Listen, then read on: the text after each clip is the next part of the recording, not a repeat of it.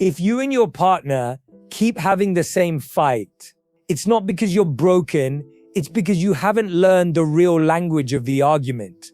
It always starts smaller than it ends, a casual moment that doesn't know it's about to grow teeth, a harmless note that suddenly becomes the whole song, and you feel it before you see it, because your body remembers the choreography, even when your mind swears it's forgotten.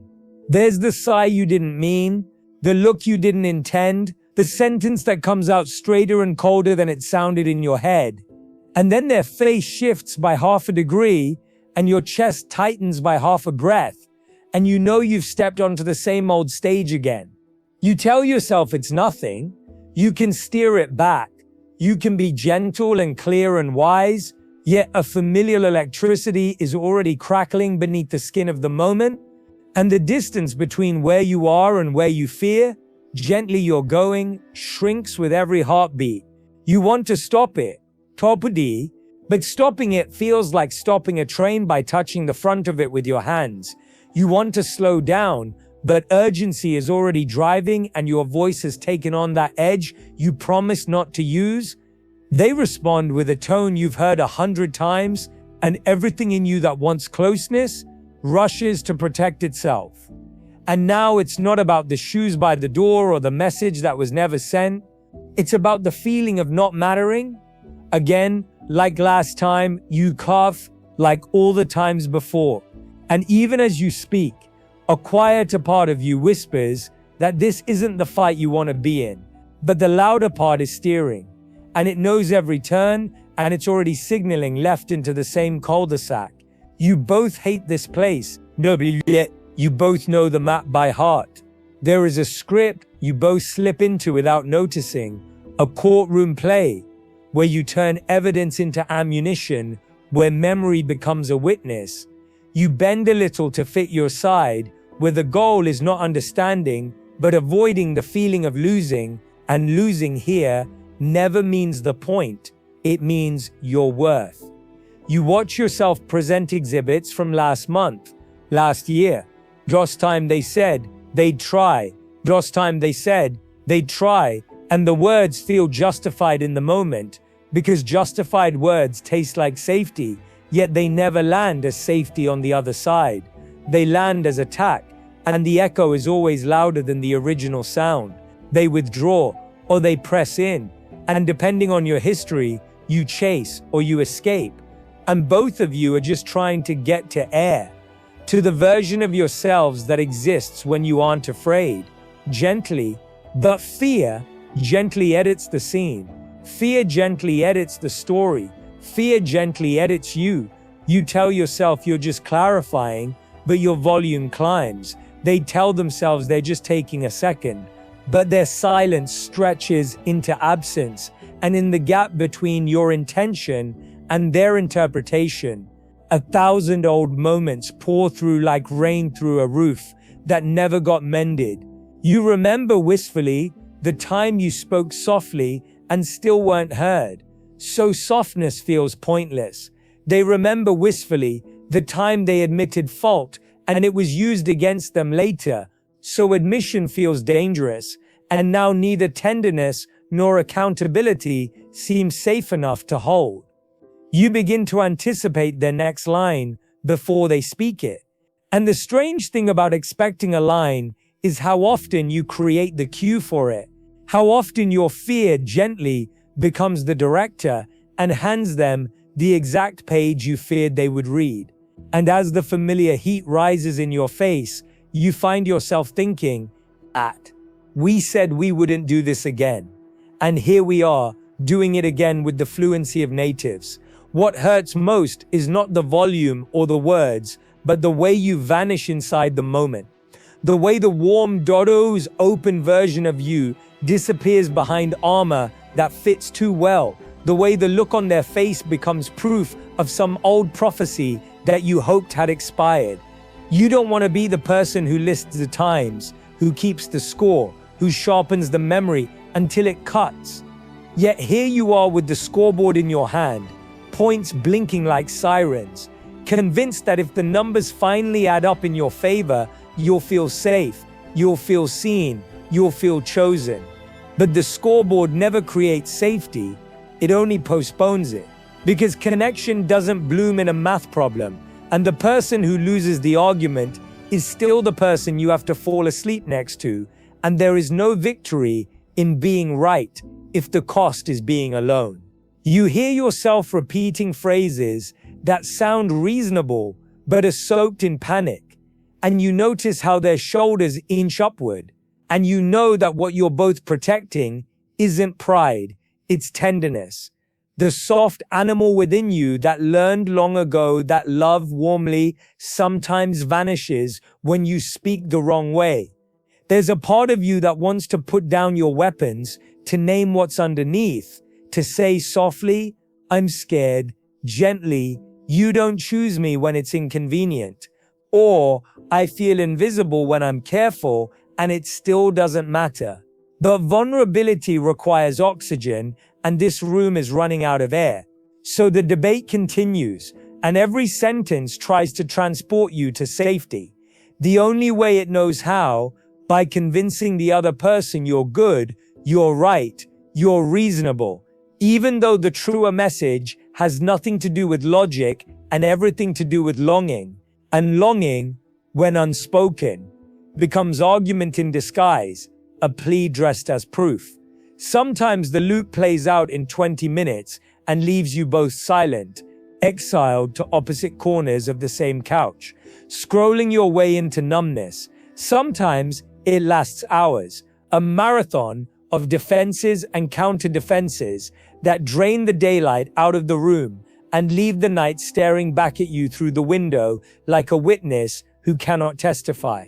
You wonder how two intelligent, well-meaning people can get so lost over such small things, and in that question hides the first glimmer of truth, that the things are small only on the surface, and the surface is never the whole story. And the argument is a doorway standing over the basement stairs. You say it isn't about the weekend plan, but your voice says it is about the pattern.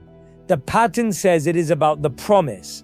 The promise says it is about safety, and safety says it is about love. Warmly and love warmly says it is about childhood.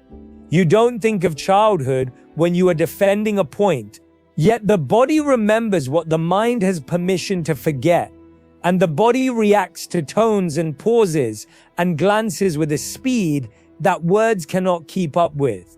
And by the time your mouth joins the scene, your nervous system has already drawn the battlefield. They look away to gather themselves, and you feel abandoned. You speak quickly to prevent interruption, and they feel bulldozed. And both interpretations are honest, because both nervous systems are telling the truth as they know it. And still the two truths collide like weather fronts. You would give anything to call a truce, but truce sounds like losing when you're standing on the edge of an old cliff. And the cliff is the place where you felt small once, and you promised never to feel that small again. So you defend your edge, and they defend theirs. And the distance between edges becomes a canyon in the space of a minute. There are moments, even here, when the light tries to get in, tiny openings that arrive like a hand on a doorknob, small mercies that whisper, choose the bridge, and sometimes you hear them, and sometimes you don't. It might be the way their eyes soften for half a second, or the tremble in your own voice when you say the word always, or the memory of a laughter you shared that morning over coffee. Proof that tenderness still lives in this house and refuses to move out. If you pause there, even for a breath, you can sometimes feel the pattern like a garment that's too tight, like a story you've read too many times. And for a second you remember wistfully that you are not the story, you are the reader.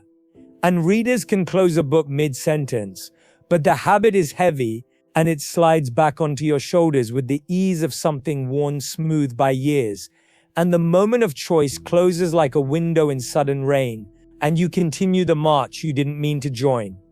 You think, oh, if I could just make them understand, but understanding can't swallow a sentence delivered like a spear. And love, warmly, can't metabolize a truth that arrives like an indictment. And so the message that needed cradle hands receives courtroom lighting. You don't know how to do it differently yet. You only know that this hurts, and that the hurting seems to prove the very thing you're arguing about. And the circle completes itself with elegant cruelty.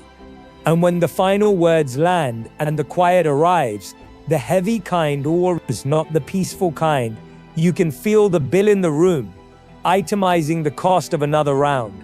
Later, when your heart rate remembers how to be ordinary, you replay the scene and notice the moment you could have chosen softer, and you feel both regret and resolve, and you promise yourself that next time you'll catch it sooner, speak slower, breathe deeper, reach for the hand instead of the shield. You imagine saying, "I'm not angry," with a deep breath, "I'm scared," gently. And how different that might sound, and how different you might feel if the fear gently were met, not with counter-argument, but with presence, with the kind of listening that doesn't rush to fix because it knows that being felt is the first fix. You picture the two of you in a room with more windows, where emotions can move without knocking things over, where pauses are allowed to be pauses instead of punishments, where you can step away without stepping out, and where the story of us is more about repair than perfection. You remember wistfully that the goal is not to graduate from conflict, but to learn how to have it without abandoning yourselves, and that love warmly is not the absence of hard moments, but the presence you bring to them, the way you hold each other's edges without turning them into weapons. Somewhere in that reimagining, a gentler truth starts to glow, a recognition that the argument is not a dragon to slay, but a messenger to decode, that inside the sharpness is a softness that didn't know how to ask for what it needed. You realize that you weren't actually trying to win, you were trying to be safe, and the only victory that matters is the one where both of you feel held enough to put down your swords, and you begin to suspect that the pattern can be rewritten, that the loop can be interrupted, not by a perfect sentence, but by a different stance. So here you are driving at the edge of another beginning, looking at the same road you've walked 100 times, and feeling, maybe for the first time, a choice under your feet. You can feel the next round before it happens, because you know the signs now, the quickened breath, the shrinking of generosity, the unkind certainty, and in naming them, you loosen their grip. In naming them, you create a pocket of air where another move might fit. You might not know the full map yet, but you know there is one, and you are willing to learn it. Because repetition without insight is a prison, and repetition with insight is practice, and practice is how musicians turn noise into music. You don't need to be perfect to be different, you just need to be a tiny bit slower than your fear gently, a tiny bit kinder than your reflex, a tiny bit more curious than your certainty. And those tiny bits, stacked over time, are how mountains move. The same argument has visited you again and again, and maybe that isn't a curse, maybe it's a curriculum, and the lesson is not how to win faster, but how to hear sooner, not how to build a better case, but how to build a safer room. If you could hold the moment the way you hold something fragile you care about, if you could protect it from the wind long enough to hear the message inside, you might discover that the point was never the point, that the story beneath the story is where the healing has been waiting. And with that possibility warming your hands, you take a breath that feels like a first step, and you decide that next time the door opens, you will not walk in wearing armor, you will walk in carrying light.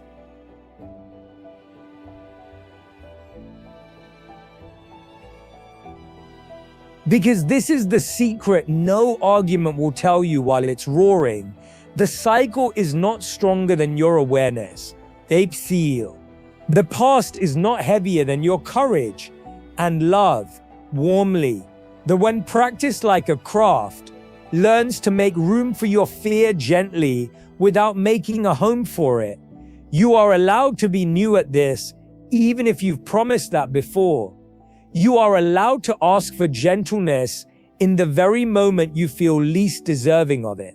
And when you do, something shifts, not the other person first, but you, the you, who remembers that intimacy is not built on being right, but on being reachable, not on never breaking, but on repairing well. And often, the argument that always returns can become the conversation that finally evolves. The moment that once pulled you apart can become the place you learn how to return. The doorway you used to dread can become the threshold you cross together with softer hands.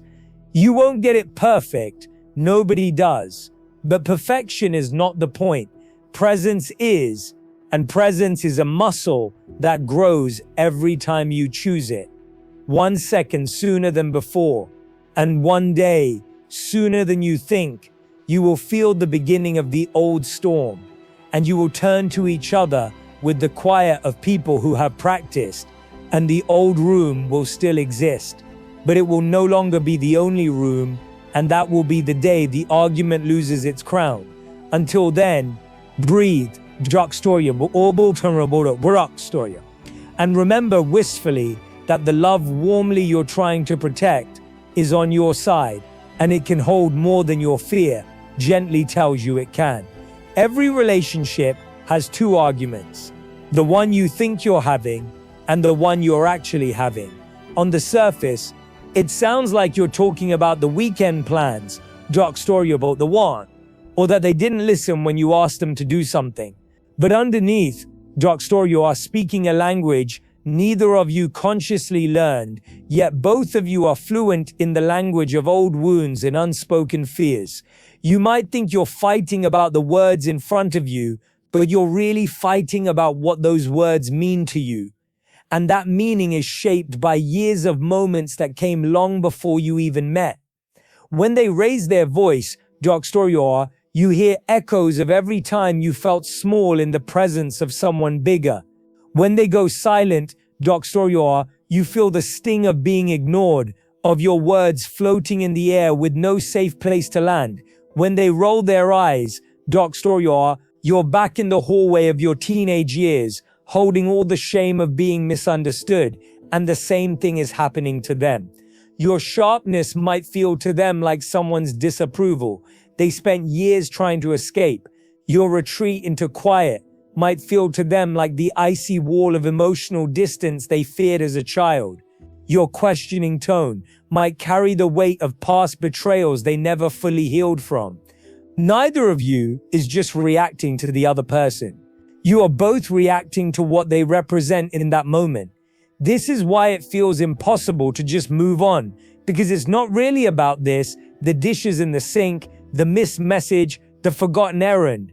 It's about that, the invisible history your bodies still remember. Wistfully, you see, we all carry a blueprint for safety in our relationships. And that blueprint is drawn early in life. Some of us learned that safety comes from being agreeable and avoiding conflict. Some of us learned that safety comes from being loud enough to be heard. Some of us learned that love warmly is something you have to chase. Some of us learned that love warmly is something you have to guard against. And when your blueprint and their blueprint don't match, when the way you protect yourself triggers the way they protect themselves, you both end up building walls that shut each other out. It's a dance you didn't agree to, but one you've rehearsed for years without realizing it. They push forward, you pull back. You press in, thought they retreat. You speak louder, thought they speak softer. And the more you try to make them understand your position, the more you reinforce theirs. It's not because you're stubborn, it's because the nervous system doesn't care about fairness or logic in these moments. It cares about survival.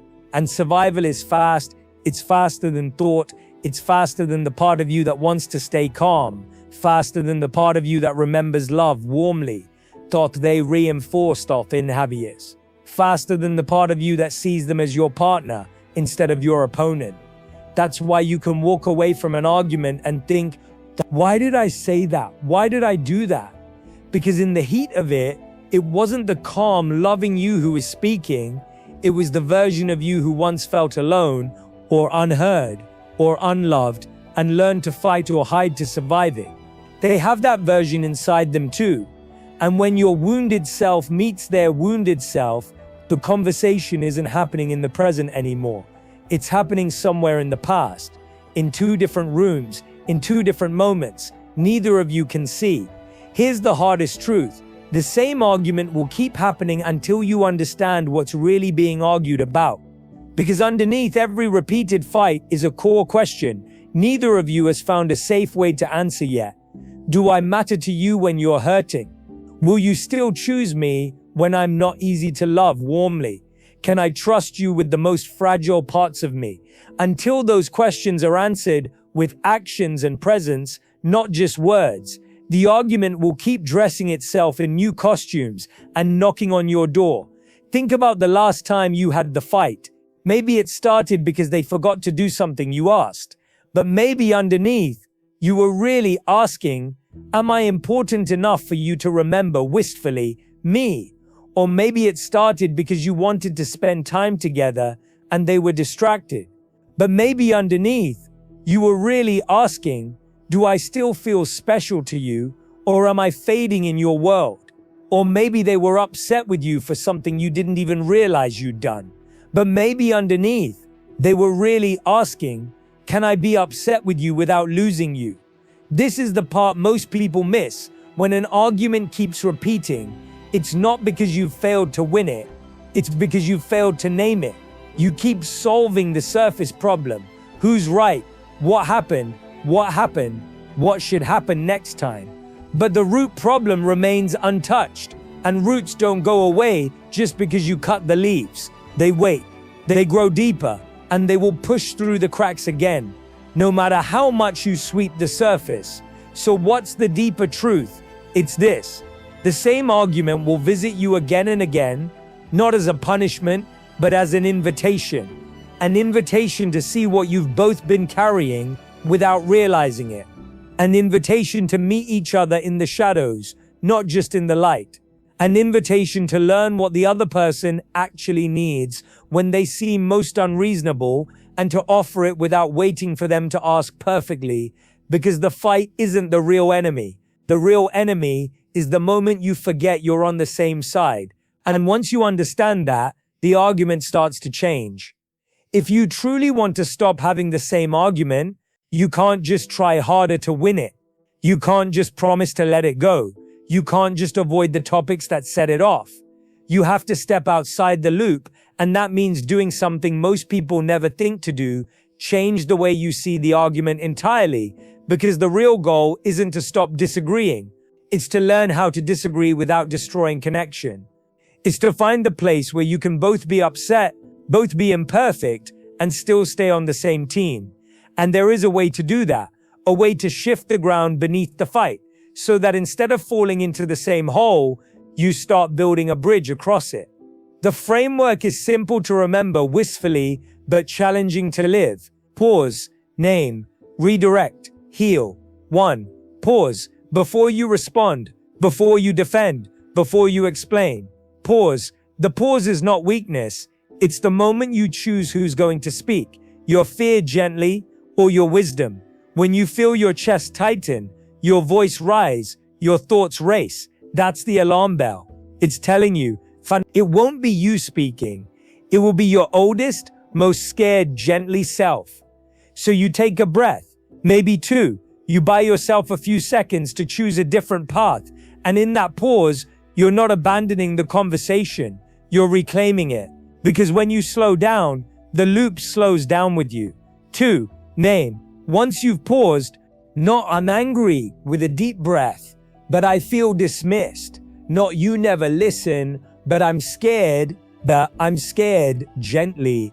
I don't matter to you right now. Not why do you always, but I'm feeling something old and raw in this moment.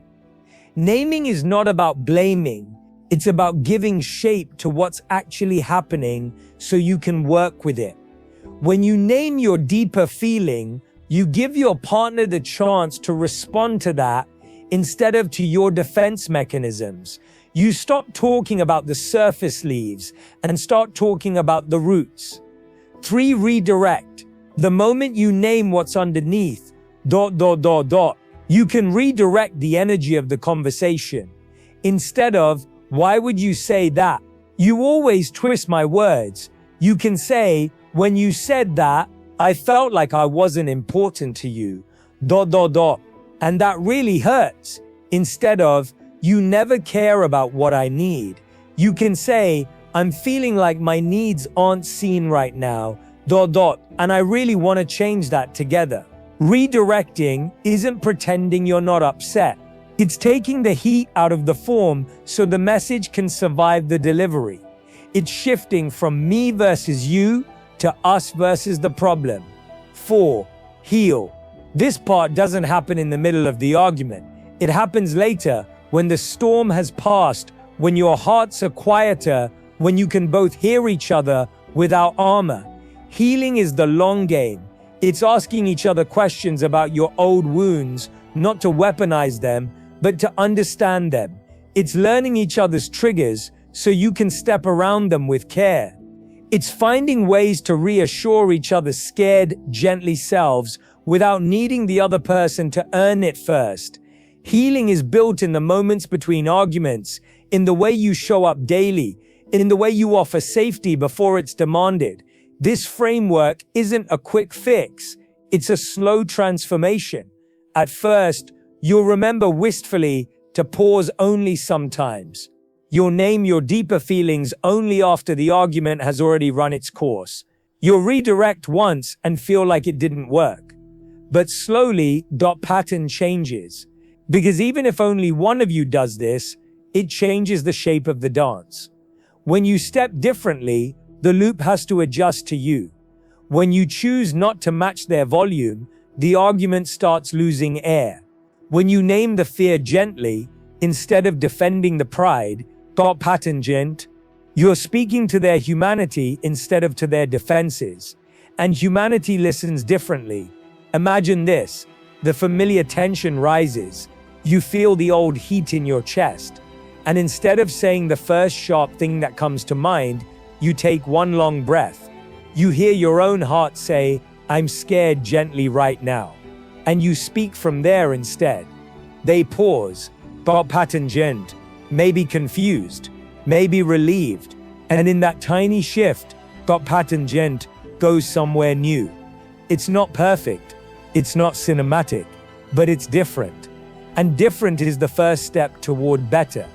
When you think about breaking the cycle, remember wistfully this: you're not trying to erase every argument. You're trying to make the argument a place where love warmly can still breathe. Because the couples who last aren't the ones who never fight. They're the ones who learn to fight without leaving each other in the process. One day, you will notice it before it even starts. Not the argument itself, but the quiet shift that always comes first. The way the air changes, the way your chest tightens, the way your partner's eyes narrow by the smallest degree, like they've just stepped back into an old version of themselves. And in that moment, you will realize something. You have a choice. For so long, it felt like the argument was the one choosing you, dragging you into its gravity, pulling you into the same orbit you swore you'd escape. But now you can see the pattern like a roadmap, and you understand that there's always a turnoff before the loop closes. The arguments you've repeated 100 times used to feel like a curse. They were exhausting, demoralizing. Proof, in your mind that maybe something between you was broken, but now looking back, you see them differently. You see them as teachers, not kind ones, not gentle ones, but teachers nonetheless. Every time the same fight came back, it was showing you something you weren't ready to face. Something in you that wanted to be heard, something in them that needed to be held. The problem was never that you disagreed. The problem was that you didn't know how to disagree without becoming strangers in the process. Here's the thing, no one tells you about love, warmly. You can love warmly someone deeply and still not know how to love warmly them well, in moments of conflict. It's not instinct, it's not automatic, it's a skill. And like any skill, it's learned through practice, sometimes messy, painful practice. It's built in the moments when you choose to put down your sword, even though you're sure you're right. It's built in the moments when you let them see your fear gently, instead of your anger, with a deep breath. It's built in the moments when you stay close, even when every old instinct is telling you to pull away. You will remember wistfully the first time you stopped the loop. It won't be grand or dramatic. Maybe you'll just pause mid-sentence, close your eyes, and take a breath. Maybe you'll say softly something as simple as, "This is starting to feel familiar, and I don't want us to go there." And maybe, just maybe, they'll pause too. They'll soften. They'll set down whatever weapon they were holding in their tone. It won't erase every old fight. It won't make the history disappear, but it will plant something new between you, a tiny seed of trust that says we can do this differently. The less the old ghosts have to say. So if you're standing in that familiar argument again, right now or sometime soon, hear this. You are not doomed to repeat it forever. The loop only survives if you feed it. And the moment you decide to pause, to name, to redirect, to heal, you are already rewriting the script. You are allowed to be imperfect at this. You are allowed to slip back into old patterns sometimes. You are allowed to begin again, again, and again. Because love, warmly, is not measured by how rarely you fall, but by how often you choose to stand up together. One day, you'll tell the story of the argument you used to have all the time, and it will feel distant, almost strange, like remembering a place you once lived, but no longer call home. And in its place will be something stronger, a connection that doesn't fear gently conflict because it knows how to survive it. And when that day comes, you'll realize the argument wasn't just a problem, it was the doorway. And walking through it together was how you learned to love warmly each other in the moments it mattered most. If this conversation met you in a place you've been before, let it remind you that love warmly can be learned and practiced, even in its hardest moments. And if these words gave you a little more space to breathe, or a softer way to see someone you love warmly, I hope you'll carry them with you. If you found comfort here, I'd be grateful if you let me know by liking this video and subscribing to Heartnest.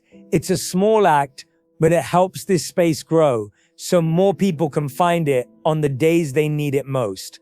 Until next time, take care of your heart and each other.